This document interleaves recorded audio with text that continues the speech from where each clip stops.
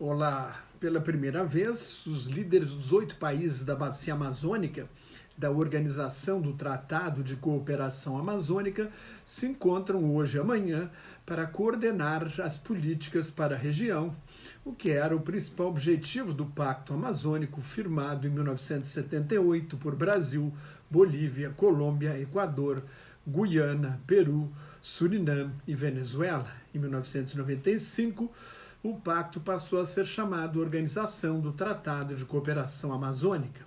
Os países amazônicos querem preservar a maior floresta tropical do mundo, sem esquecer do desenvolvimento econômico. O objetivo principal é evitar que a floresta chegue a um ponto sem retorno, em que perca a capacidade de se regenerar e se transforme numa savana. Este ponto sem retorno de perda irreparável para o bioma amazônico seria algo como 20 a 25% do desmatamento.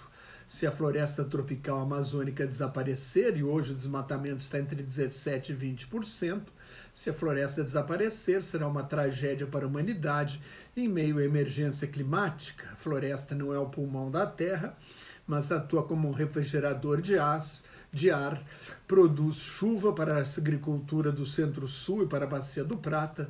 Sem a floresta, a temperatura do planeta e a escassez de água vão aumentar. A preocupação de manter a floresta viva aparece 4 vezes no projeto de documento final divulgado pelo jornal Folha de São Paulo. Mas há divergências na cúpula da Amazônia. O Brasil e a Colômbia, os países que têm a maior parte da floresta amazônica, querem desmatamento zero até 2030. Outros países não querem assumir este compromisso. Tem de ver também se é zero mesmo ou se vai permitir um desmatamento legal limitado, que hoje na Amazônia brasileira é de até 20% das propriedades rurais. A destruição da floresta caiu mais de 7% neste ano, em comparação com o mesmo período do ano passado. Presidente da Colômbia, outra divergência, o presidente da Colômbia, Gustavo Petro, um ecologista, quer acabar com a exploração de gás e petróleo na Amazônia. O presidente Lula, não. Nisto, Lula discorda da posição da ministra do Meio Ambiente, Marina Silva, e do parecer do IBAMA, o Instituto Brasileiro do Meio Ambiente e dos Recursos Naturais Renováveis, que são contra a exploração de petróleo na foz do rio Amazonas. Ao chegar a Belém, Lula declarou que quer preservar a Amazônia sem transformá-la num santuário ecológico, porque os 30 milhões de habitantes que vivem lá precisam de uma economia que o sustente. Mas ao dizer isto, Lula indica que tem uma visão de esquerda atrasada, que vê uma contradição entre o desenvolvimento econômico e a proteção ambiental, quando hoje o desenvolvimento deve ser sustentável, tem de ser econômico, social e ambiental, atender a esses 3 aspectos, se basear neste tripé. Os políticos e empresários dos estados da Amazônia, naturalmente, querem explorar petróleo, ouro, todos os recursos naturais da região para ganhar dinheiro e os políticos para gerar mais arrecadação.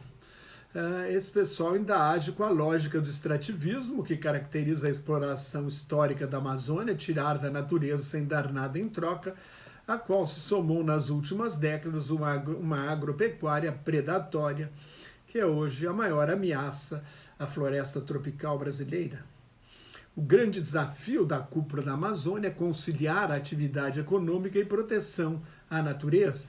O estado do Pará é um dos mais desmatados da Amazônia, cedia a cúpula da Amazônia e vai ser a sede da conferência da COP30, Conferência do Clima da ONU de 2025.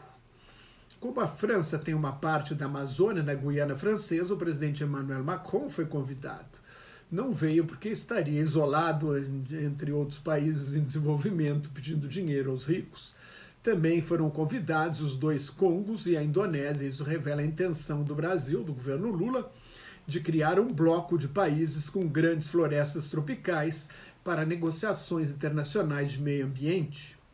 A Declaração de Belém, o documento final da cúpula, critica a União Europeia por querer impor novas condições no acordo de liberalização comercial com o Mercosul para incluir sanções se os países do Mercosul não cumprirem suas metas no Acordo de Paris sobre mudança do clima. Estas exigências são consideradas aqui na América Latina como um protecionismo disfarçado de medidas de proteção da natureza. Aqui há duas questões a considerar. E se os europeus não cumprirem suas metas no Acordo de Paris, exportarem, por exemplo, produtos industriais fabricados com energia de carvão, não acontece nada? As sanções devem ser para todas as partes. Com a guerra na Ucrânia e o boicote parcial ao gás da Rússia, muitos países europeus recorreram ao carvão, o mais poluente dos combustíveis fósseis. Então, essas sanções têm que ser para todos. A outra questão que o governo brasileiro pode mudar na próxima eleição. A União Europeia quer regras estáveis que estejam no acordo para, caso o governo mude, as regras permaneçam. Os países amazônicos devem passar a atuar em conjunto em foros internacionais, como as conferências da ONU sobre mudança do clima. A Declaração de Belém pede a COP28, que será realizada nos Emirados Árabes Unidos, de 30 de novembro a 12 de dezembro deste ano, que os países ricos financiem a transição energética para uma economia de baixo carbono, com menos queima de combustíveis fósseis, e também contribuam para a mitigação da emergência climática, ao todo com 100 bilhões de dólares por ano. Essa é uma promessa que foi feita pelos países ricos na Conferência do Clima de Copenhague, em 2009, 100 bilhões de dólares que deveriam começar a ser desembolsados anualmente a partir de 2020. O grande tema da Conferência da ONU sobre o clima deste ano será o financiamento do combate à emergência climática. A Declaração de Belém reconhece os direitos dos povos indígenas e menciona a proteção dos direitos dos defensores da natureza, como foi estabelecido no Acordo de Escazú de 2018. O documento não fala do limite de 1,5 graus a 2 graus no aumento da temperatura da Terra, nem de combustíveis fósseis. Essas são as duas questões chaves do aquecimento global. Sobre mineração e petróleo, só diz que os atores envolvidos no ciclo de vida e de minerais e hidrocarbonetos devem adaptar-se à Agenda 2030, o plano da ONU com 17 Objetivos de Desenvolvimento Sustentável a serem atingidos até o fim da década. Há também uma promessa de cooperação no combate ao crime organizado na Amazônia, dos cartéis do tráfico de drogas, a mineração e ao desmatamento ilegal. Os povos indígenas estão em Belém com seu próprio documento que pede a demarcação e a titulação de suas terras até 2025 e a preservação de pelo menos 80% da floresta amazônica, com a meta de zerar o desmatamento até 2030. Os índios também veem com grande suspeição que as empresas que estão tentando explorar o mercado de créditos de carbono, quando na verdade são eles que protegem a floresta.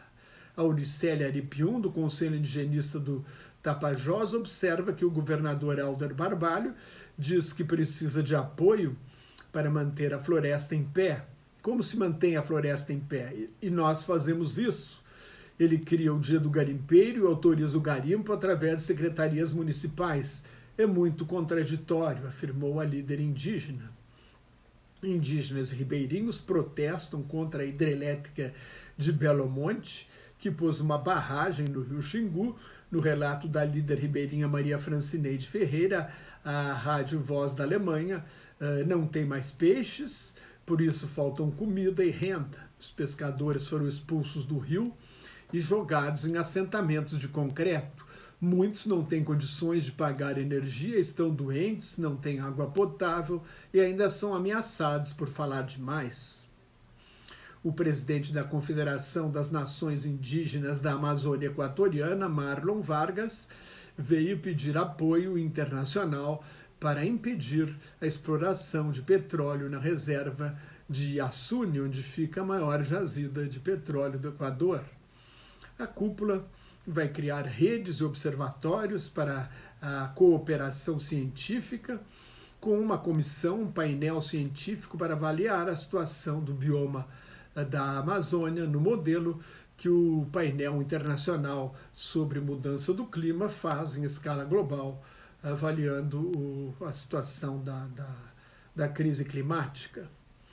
Cronograma de ação da cúpula da Amazônia deve ser definido depois em reuniões ministeriais. A próxima reunião de cúpula da Amazônia será em 2025 na Colômbia. Se você gostou, assine meu canal no YouTube, leia o meu blog Globalização em Crise, me siga no Twitter, no Instagram e no Facebook, onde colaboro com o Grupo Quarentena News. Muito obrigado pela sua atenção e até mais. Tchau.